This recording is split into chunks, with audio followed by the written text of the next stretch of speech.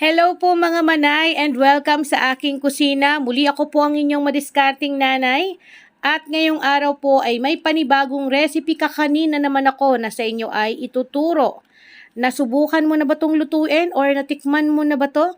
Kung hindi pa, tatawagin ko tong ube biko di yema. Napakasarap, napakasimple lang ng sangkap nito at gusto kong i-share sa inyo para pwede nyo pong pagkakitaan dahil talaga nga namang mapapawaw ka sa sarap. Kaya naman, umpisahan na natin. Una nating kailangan gawin, meron tayo ritong 4 cups ng malagkit na bigas. So dito sa ating pagluluto, para tayong normal na nagluluto ng biko. Then pagkatapos natin masukat, kailangan po masukat natin para hindi tayo magkamali. Huhugasan po natin yan. Depende po sa labo ng inyong malagkit na bigas. So, bali dito ay huhugasan ko lang siya ng 2 beses.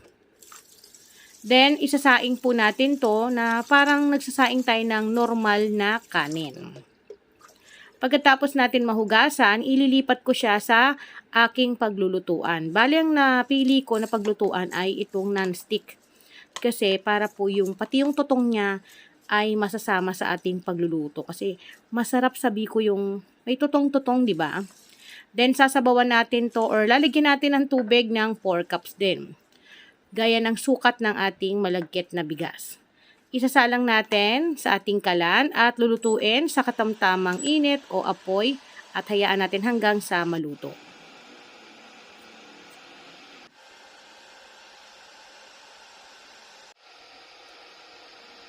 Ngayon, makalipas ang ilang minuto nating pagluluto ng ating sinaing na malagkit na bigas, ayan, okay na. So, hindi malata yung pagkakaluto ko rito. Ngayon, kung gusto nyo sa rice cooker, pwede naman na dun nyo lutuin. Then, nagpalit na tayo ng ating pan.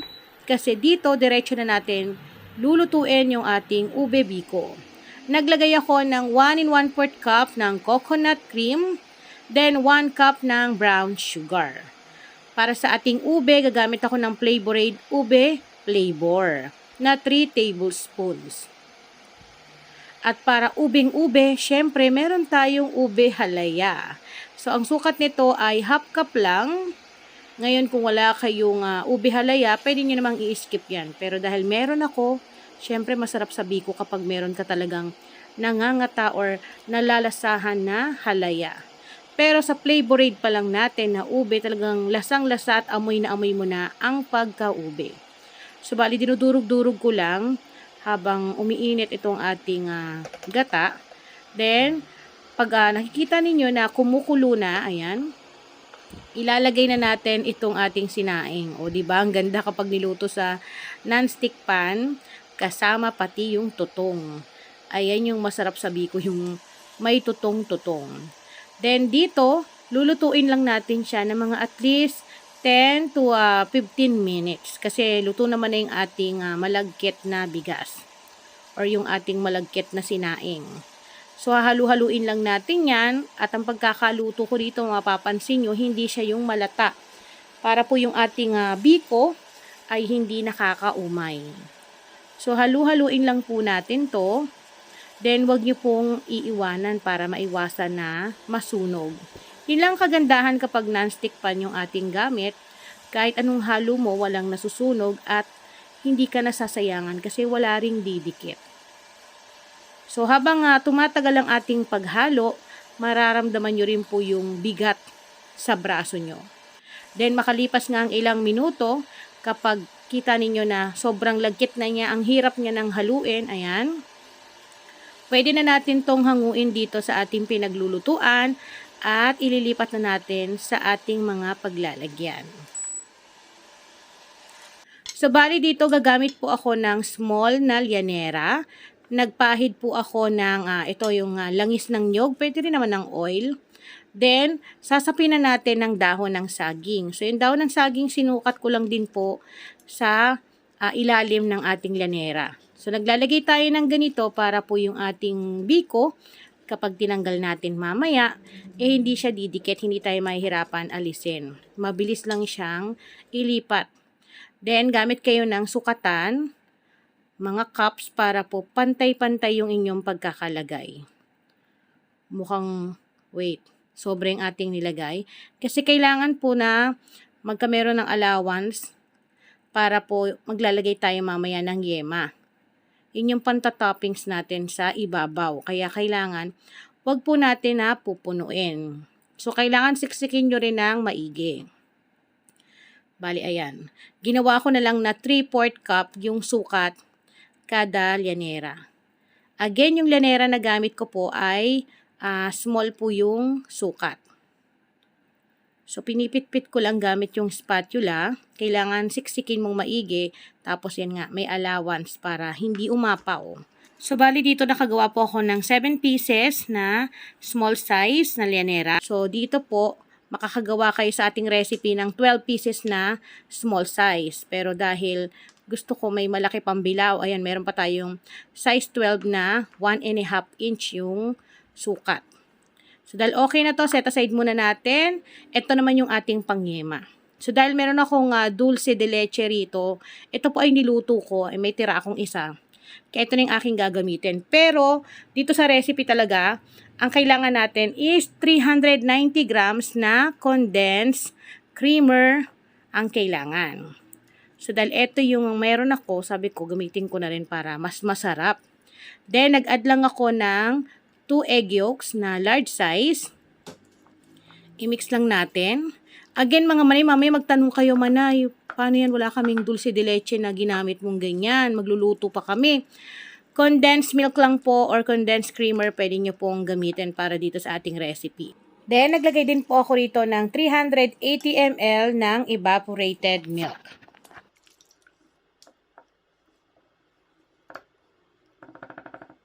Tapos, hahaluin lang po natin. Nagpalit ako ng pang-mix natin para ma-mix ko ng mas maayos. Natuwa lang kasi ako dun sa dulce de leche dahil meron na nga siyang pagkalapot na siya dahil niluto ko. Sabi ko, parang mas masarap to kapag nilagay sa ibabaw ng ating biko.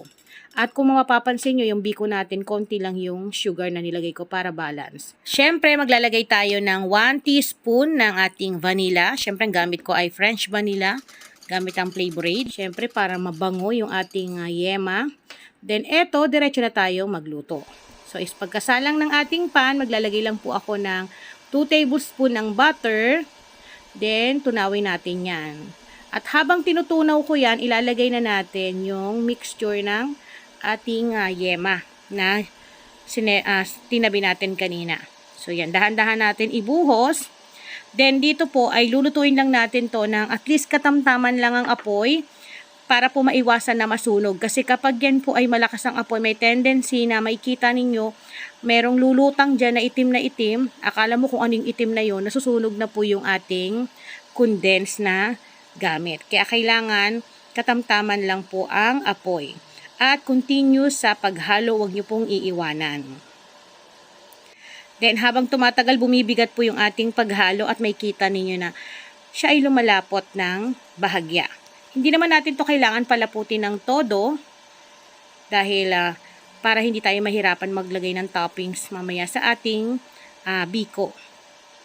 So, lutuin lang natin to ng mga ilang minuto at pag nakikita nyo, ayan, pag nakikita nyo na hindi na siya yung pagkakulo niya, yung tumatalsik-talsik, kasi may kita nyo na malapot na talaga, ay pwede nyo na pong patayin yung ating kalan.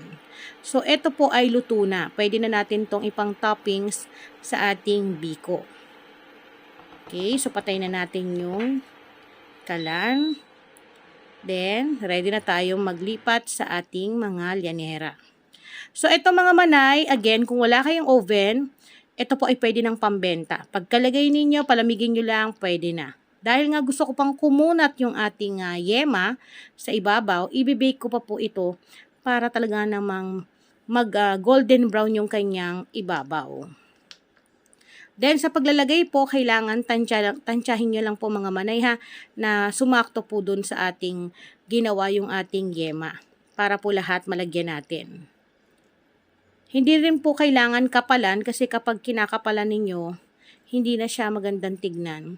Kasi may tendency rin po na, alam mo yon, maalog. Kailangan yung sakto lang po para hindi rin naman po nakakaumay.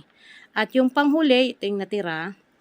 Ayan, saktong-sakto dito sa panghuli ko na round pan na Size 12 po yung sukat nito. O, di ba may pang isang bilao ka pa? So, dito sa ating recipe, kapag gusto nyong pasukin pang negosyo, doblehin nyo lamang po yung mga sangkap na aking nabanggit. At ngayon, pwede na natin tong i-bake. So, i-bake ko siya sa 180 Celsius ang init ng 20 minutes. Again, kung wala kayong oven, kahit hindi nyo na po i-bake ay okay na. Pero dahil nga gusto kong mag-golden brown pa yung kanyang ibabaw, i-bake ko pa po ito. So, hintay natin. Grabe mga manay, ang bango niya habang binibake. Kumukulob dito sa kusina ko. Then, makalipas ang ating ilang minutong paghihintay, eto na, nakita ninyo, nag-dark brown yung kanyang ibabaw. Talagang kitang-kita mo na yung pagkayema ng ibabaw niya. Yun lang kagandahan kapag po binibake. Pero, syempre, hindi naman po lahat ng nanonood sa atin ay may oven. Pwede nyo rin pong lutuin sa kaldero kung gusto nyo talaga. So, gumagamit po ako ng ganito, yung mini spatula na pang pang design sa icing. So, ayan, meron tayo ritong tub. Yan.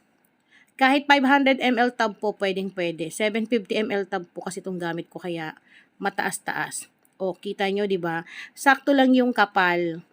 Kasi po kapag sobrang kapal, masisira din po yan. Kaya kailangan, huwag nyo masyadong kapalan ng yema. Kaya sa mga mommy, ate, kuya na nagbabalak na nag-iisip kung ano ba yung pwedeng ipang negosyo ngayong bear month, subukan nyo na po itong ating ube biko de yema. Dahil napakadali lang din naman pong sundan. At pasintabi na lang din po kung yung kamay ko napapansin siguro nyo na tinatanggal ko kasi mainit po talaga yung llanera. Itong mga time na to, mainit ko siyang tinatanggal para mabilis ko pong maalis sa llanera. Kaya yung kamay ko umaangat yung daliri ko dahil napapaso ako. Ayan. Pero kita nyo naman ganyan ang kagandahan kapag sakto lang po yung yema na inilalagay natin sa ibabaw. Mabilis natin siyang mapapakunat. At syempre para po mas masarap at mas espesyal, maglalagay tayo ng grated cheese sa ibabaw. So itong timpla nito, alam mo yung naghahalo yung may alat, tamis, tapos kunat na talaga namang napakasakto ng combination ng biko de yema na ginawa natin. At gustong-gusto ko po na matutunan ninyo.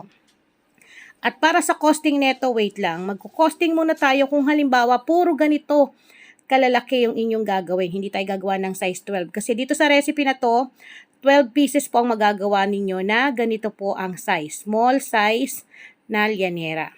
So dito po, ang costing po nito ay 430 pesos. So, pumapatak po sa 12, divide 12, pumapatak lang ng 35 pesos ang isa. Then, ito naman yung ating size 12. Ayan, syempre titikman ko na.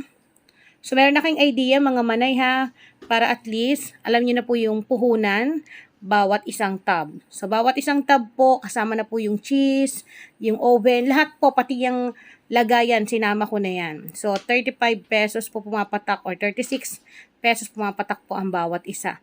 So, bali sa isang tub, pwede nyo pong ibenta yan ng 80 to 100 pesos. Hindi na masama, ang laki ng tubo, di ba?